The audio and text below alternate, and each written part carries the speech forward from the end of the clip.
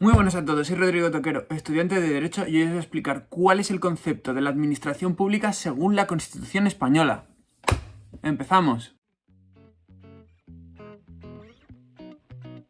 En primer lugar, y como decíamos en el vídeo anterior, que os lo dejaré por aquí si no lo habéis visto, decíamos que el derecho administrativo es el derecho propio de las administraciones públicas. Este derecho está compuesto por mogollón de normas, pero de entre las cuales la Constitución se sitúa como la principal, porque regula los conceptos más importantes y relevantes para un Estado, es decir, su núcleo duro, lo que si se ve desde otro prisma deriva en una superioridad jerárquica frente a las otras leyes como los tratados o toda la cascada de leyes orgánicas, ordinarias, decretos, leyes. También es muy importante que te suscribas, dándole al botoncito. Y como te imaginarás, conceptuar lo que es la administración pública, es decir, darle nombre y establecer cuáles son sus funciones, no es un tema que se le deje a cualquiera. Así que es la Constitución, en su artículo 103.1, quien establece cuál es la función de la administración pública, diciendo, en palabras textuales, que la tarea de la administración es la de satisfacer los intereses generales. Vale, pero como es lógico, te preguntarás, ¿qué son estos intereses generales? Podríamos definirlos como aquellos intereses sociales o colectivos de la ciudadanía o necesidades que el Estado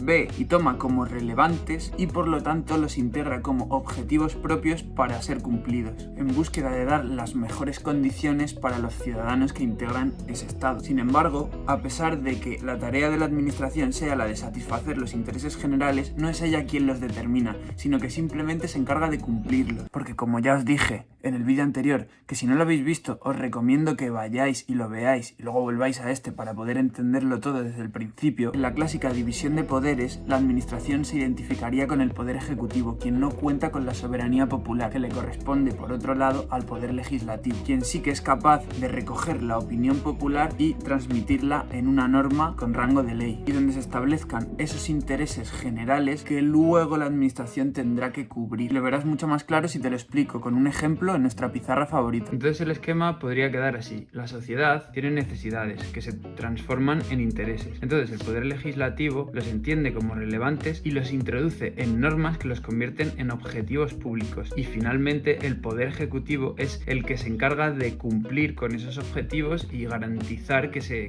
lleven a cabo. Imagina que, por ejemplo, un conjunto de la sociedad tiene una necesidad de cubrir unos mínimos acerca de conocimientos culturales. Entonces el poder legislativo establece una ley en la que se garantiza que el Estado facilitará y favorecerá el acceso a esos medios culturales. Y por último será el poder ejecutivo quien llevará a cabo acciones para que realmente se transmita ese interés general en un resultado tangible para el ciudadano. Esta acción podría ser, por ejemplo, como vimos en un vídeo que te dejo por aquí, el bono cultural para jóvenes que en este 2022 cumplan 18 años. Un ejemplo de cómo un interés general se plasma en la ley puede ser el artículo 104.1 de la Constitución. Se impone a una parte de la administración pública, como son los cuerpos y seguridad del Estado, es decir, la policía, la Guardia Civil, la obligación de garantizar un entorno de seguridad ciudadana, que como verás es algo que nos interesa a todos. ¿Nos interesa a todos? Norma, interés general. Pero es que además la Constitución, en su artículo 103.1, que hemos dicho anteriormente, no solamente le impone a la administración la obligación de cubrir esos intereses generales, sino que le dice que tiene que cumplirlos de manera efectiva. No vale eso de lo hemos intentado, no.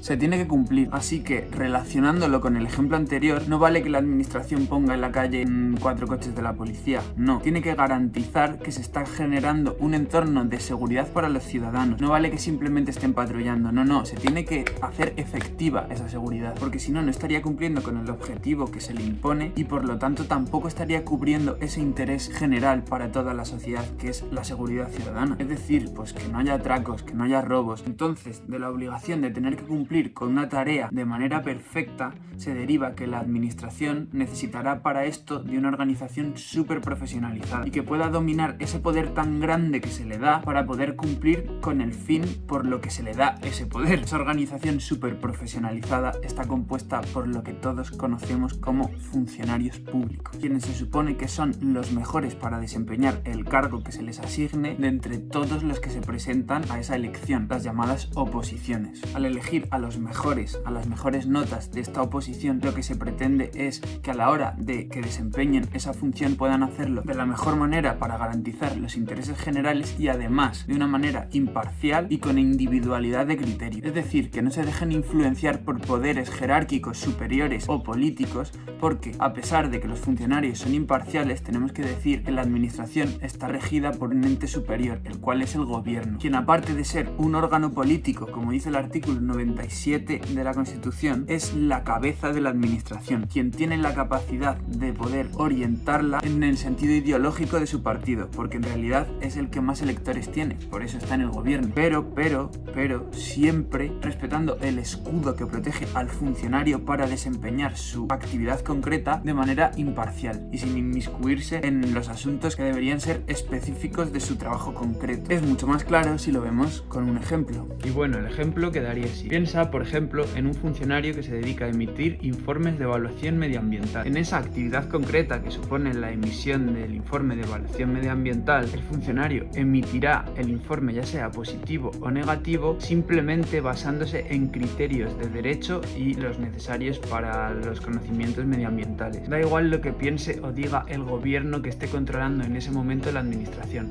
porque si el funcionario, basándose en sus criterios de derecho y de conocimientos medioambientales, entiende que esa actividad es lícita para que se lleve a cabo, el gobierno de la administración deberá respetar esa decisión y sobre todo no podrá intervenir en que tome una u otra. No obstante, hay que decir que el funcionario a la hora de tomar esas decisiones que integran su función laboral tendrá que tener cierta subordinación a los objetivos generales que el gobierno haya dado acerca del enfoque medioambiental, de manera que si hay una filosofía en ese momento de reducir el CO2, el funcionario dentro del desempeño de su actividad laboral concreta, que es la emisión de informes medioambientales, deberá ser un poco más estricto con aquellas empresas que estén en ese límite de emisiones de CO2 y que a sus ojos podrían ser perjudiciales para la filosofía que intenta integrar los objetivos generales del gobierno que dirija en ese momento la administración. Por otro lado, que los funcionarios no se vean afectados por los órganos políticos que dirigen la administración y por lo tanto que sean neutrales políticamente, conlleva una serie de beneficios, como que la organización administrativa se pueda mantener en el largo plazo y no que se cambie cada 4 años después de unas elecciones, y que el acceso de la ciudadanía a el trato con los funcionarios sea en garantía de igualdad. Como decíamos antes con el ejemplo de los policías, que en el momento en el que tú tengas contacto con uno de estos funcionarios, tu concepción ideológica sobre la política, por ejemplo, no haga que el trato sea peor para ti. Por último, cabe decir que cada gobierno dirige a la administración que le corresponda. Es decir, el gobierno estatal dirige a los funcionarios del Estado. El gobierno de la comunidad autónoma dirige a los funcionarios de la administración de la comunidad autónoma. Y el alcalde o el ayuntamiento, el gobierno que haya en el ayuntamiento, dirige a los funcionarios locales. Esto se deriva, como decíamos en el vídeo anterior, que por tercera vez os recomiendo que vayáis a verlo porque está muy bien y lo vais a entender esto mejor, que cuando hablamos de administración pública no es un solo ente, sino que son distintos. Esos entes pueden estar, de hecho, gobernados por distintos sentidos ideológicos. Y como ya te darás cuenta y tu cabeza vaya colocando las piezas de este engranaje tan complejo, podrás imaginar que el que haya una diversidad tan brutal de diferentes entidades hace que se requieran una serie de mandamientos, una serie de principios que también se establecen en la Constitución para que todas esas entidades con diferentes sentidos ideológicos puedan cooperar y coordinarse entre ellas. Y cuando digo entidades me refiero a administraciones públicas, para que finalmente el resultado que llegue a la población cubra esos intereses generales que decíamos antes. Porque al haber tantas entidades con capacidad para decidir sobre un tema, es posible que al final esas decisiones entren en conflicto y que no se lleven a cabo ninguna, y que al final el perjudicado sea el ciudadano, que no vea satisfecha su necesidad, que trata de cubrirse al cumplir con ese interés general. Entonces, esos mandamientos que se establecen en la Constitución para coordinar esas administraciones públicas que componen lo que se llama administración pública se dividen en dos tipos: los de cooperación y los de individualización. Unos favorecen la descentralización de las administraciones, es decir, su autonomía, y otros, en contrapeso,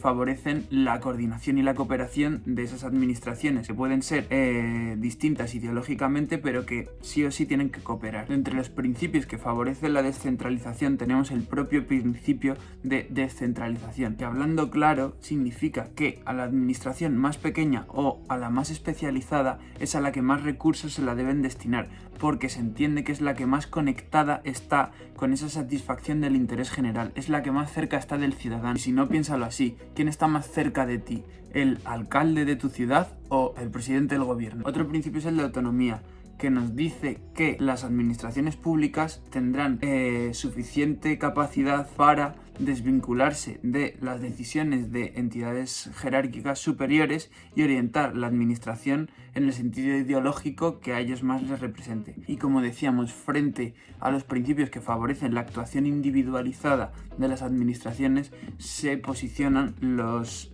principios que favorecen a la cohesión y a la cooperación. El más importante es el de jerarquía, que nos dice que en una materia en la que tengan competencia diferentes entidades, administraciones públicas de menor rango deberán obedecer las decisiones que tomen las de sus rangos superiores, siempre y cuando sea en una materia en la que tengan todos competencia. Bueno, y estos son los principales. Si quieres que profundice más sobre este tema concreto, déjamelo en los comentarios y haré un vídeo explicativo. Y bueno, yo creo que ya estaría todo. Una explicación cortita sobre qué entiende la Constitución por administración pública. Suscríbete para más, deja un like si te ha gustado y te ha servido de ayuda. Déjame comentarios acerca de temas que te gustaría que tratase y nos vemos en el siguiente.